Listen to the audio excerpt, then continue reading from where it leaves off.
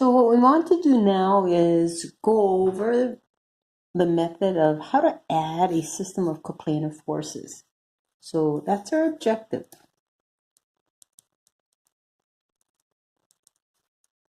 So in the previous section, we added forces, which are vectors, using two methods. We used the triangle method and the parallelogram method.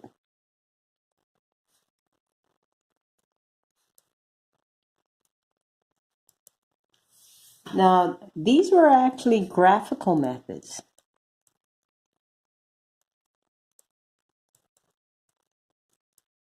In this section, we're going to use what is known as analytical methods. And what that means is that we'll be using trig. We'll be using mathematics to determine how to go about adding these forces. And again, there are two methods.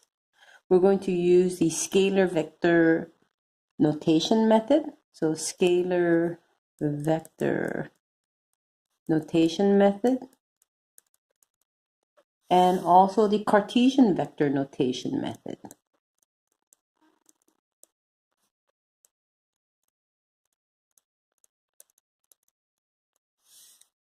And when we do this, we're going to assume that we're working in a orthogonal set of axes. So we have the XY axes and they're 90 degrees to one another. So for the first method, the scalar method, let's assume that we have a coordinate system, orthogonal coordinate system with XY axis, and the force is in that direction, and we'll label this force as F. And what we want to do right now is determine the X and Y components of that force. And we actually end up using the parallelogram approach to help us do that. So I'm going to draw a line parallel to the y-axis, draw a line that's parallel to the x-axis, and from here we find that this component right here is my x component, and this is my y component, but it's equivalent to saying that my y component is Fy on the y-axis there. And let's say that we know that it's separated by theta 1 degrees. That is, the force vector F is counterclockwise as measured from the x-axis.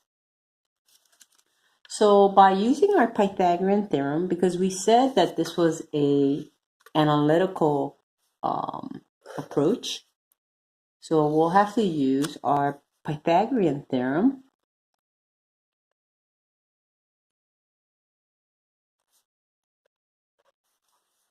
We'll use our Pythagorean theorem, and we know that its sine is the opposite over hypotenuse, or cosine is adjacent over hypotenuse, and tangent is opposite over adjacent. So let's look at the sine is equal to the opposite of our hypotenuse.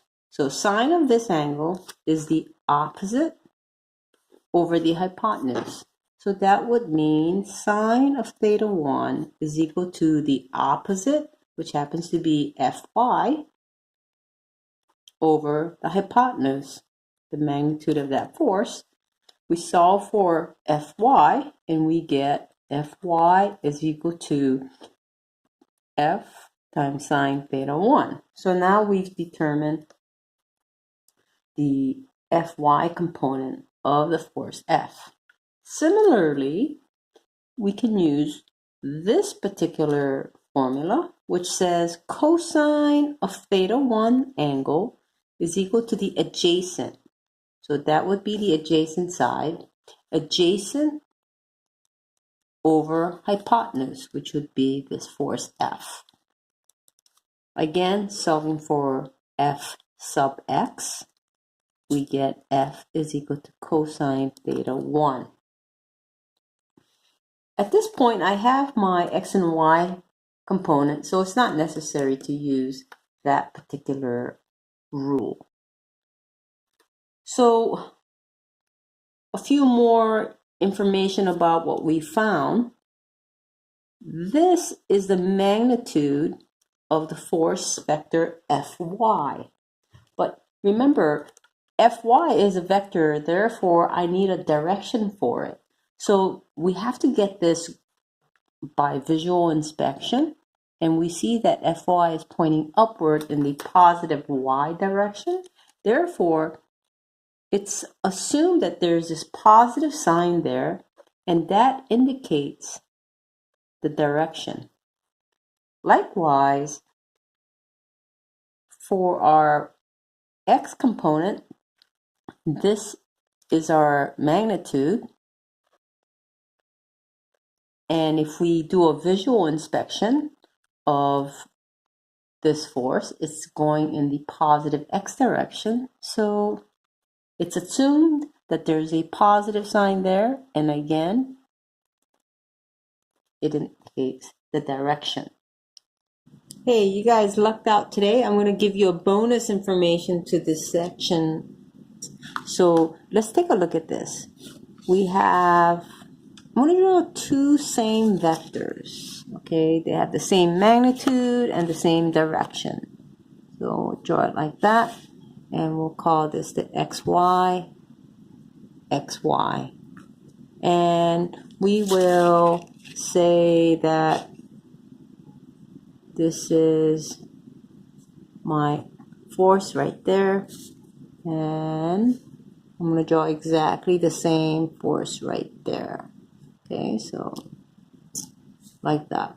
Okay, so we'll call this force vector F1, force vector F1. They're equivalent. So let's say in one instance or in one problem, it gives you that angle, and in another problem, let's say it decided to switch things up and give you that angle instead.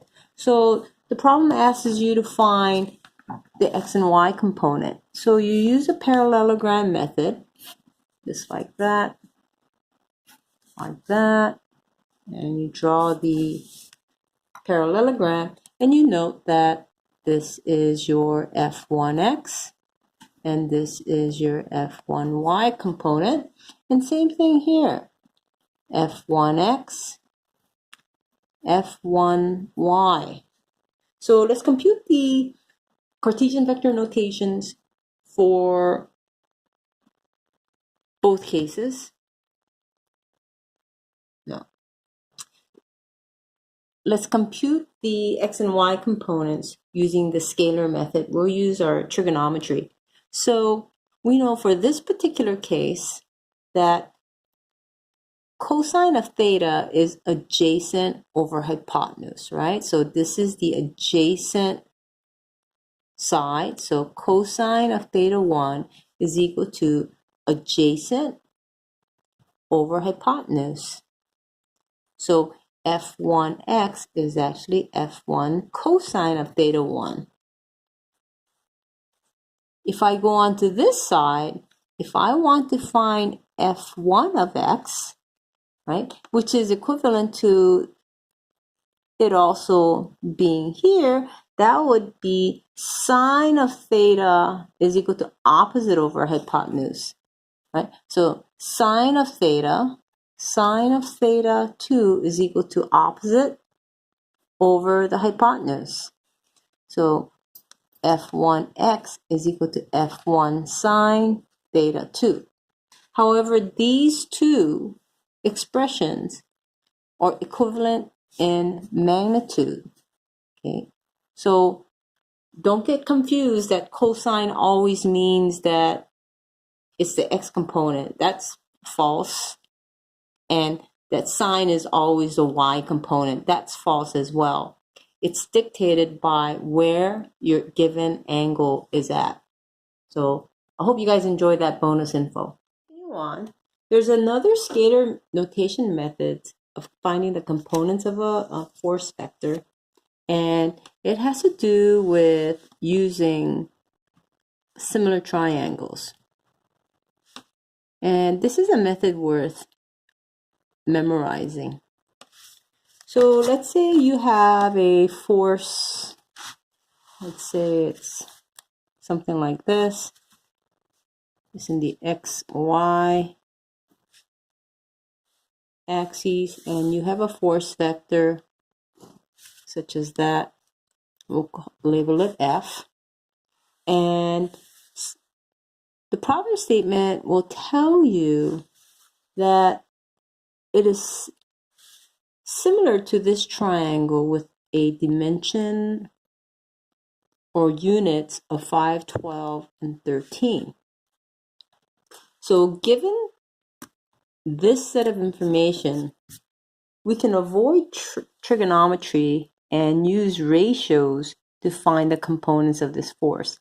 Again, we use the parallelogram method. Draw another one that's parallel to the x-axis. And then, so this would be my x component, and this would be my y component going upward, but I can translate it to this side, so that would be f of y. And let's analyze this triangle right here, the large triangle against the small triangle. I know this angle is the same as this angle. This angle right there is the same measurement as that.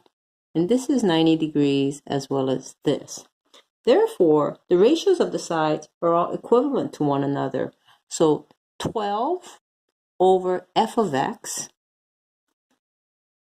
is equal to 5 over f of y, which is equal to 13 over f.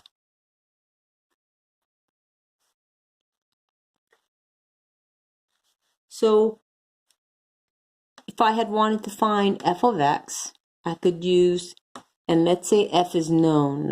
Let's say that's a known value. Okay, that's a known value.